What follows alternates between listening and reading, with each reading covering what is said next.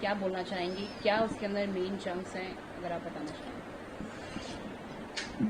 देखिए, मेरा मानना है कि युद्ध जैसी जब स्थिति आती है तो केवल सेना अकेले युद्ध नहीं लड़ती।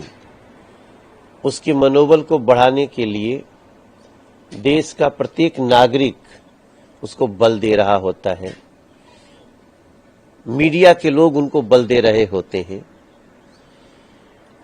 गीतकार, साहित्यकार कोई अपने गीत से, कोई अपनी कविता से उनको बल दे रहा होता है, और यह हमेशा होता रहा है। इस देश में ऐ मेरे वतन के लोगों भी लता जी ने गाया, और जिस समय गाया वो विपरीत परिस्थिति में देश का हौसला बढ़ने वाला था। आज तो हम हावी हैं, हमारी सेना पे हमको गर्व हो रहा है। तो ऐसे में सबका कर्तव्य है कि वो देश का हर गायक कुछ न कुछ गाए। मैंने अपने गायक धर्म का पालन किया है। सर, 2 लाइन अगर आप अपने सॉन्ग से सुनाना चाहें, 2 एक ऐसी लाइन जो हमारे गीत की शुरुआत होती है कि 30 लाख सैनिक के पीछे 100 करोड़ 150 करोड़ हिंदुस्तानी।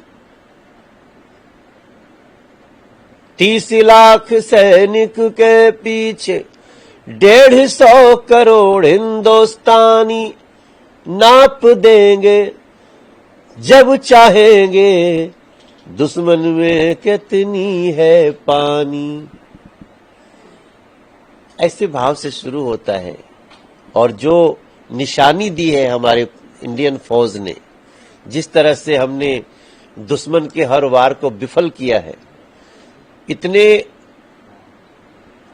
घमासान के बाद भी पाकिस्तान के किसी आम नागरिक को उसको नुकसान नहीं होने दिया है, मानवता को जैसे जिंदा रखा है। ये सब लेते हुए, और हमारे गीत में निश्चित रूप से जो पहलगाम से शुरू हुआ है उसकी यादें हैं, उसके बाद का हमारा बदला है। और मुझे बड़ा अच्छा लग रहा है कि पहले ही दिन गाना 1 लाख से ऊपर चला गया है। अभी ऑडियो ही आया है केवल, जो इंस्टाग्राम पे, गाना.com पे और जितने सारे प्लेटफॉर्म है उस पे आया है। हम 2 दिन में इसका वीडियो रिलीज करेंगे और उसका प्रीमियर भी करेंगे। जी सर, पास मिली का कॉल आता है 2:30 बजे। उन्होंने बेसिकली एक्सेप्ट किया कि इंडिया ने की एयर बेसिस जो हैं किस तरह से उन्होंने डिस्ट्रॉय किए।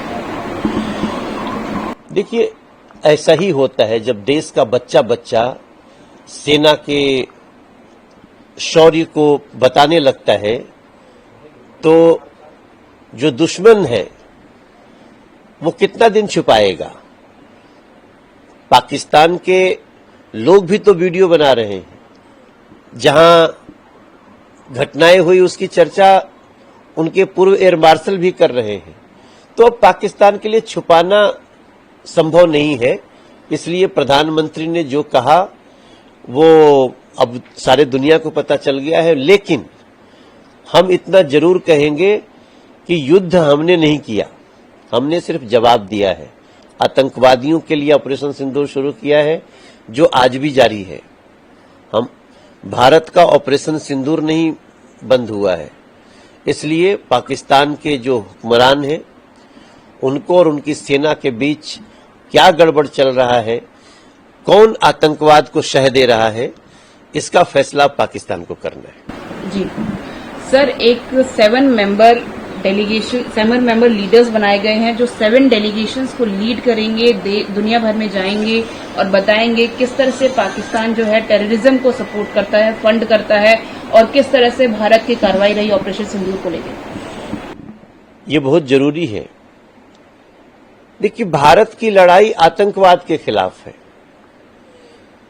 एक ऐसी घटना हुई इस ऑपरेशन सिंदूर के समय कि पाकिस्तान ने नागरिक विमान की आड़ लेके ड्रोन छोड़े, अटैक किए उन्होंने। भारत चाहता, अगर भारत संयम नहीं बरतता तो नागरिक विमान का नुकसान होता, लेकिन भारत ने उस समय नागरिक विमान को बचाया और सेना के हर प्रेस कॉन्फ्रेंस में ये बात बताई गई। इसलिए दुनिया को बताना है कि पाकिस्तान कैसे आतंकवाद को समर्थन दे रहा है। ये सारे आतंकी संगठन जो पाकिस्तान में चल रहे थे, जो अभी भी कुछ हैं, हमने तो अभी भारत की सेना ने 9 ही नष्ट किए हैं, लेकिन इसके अलावे भी लादेन कहां से पकड़ा गया ये दुनिया को पता नहीं है क्या? और लादेन जहां से पकड़ा गया उसके ठीक बगल में एयरबेस था।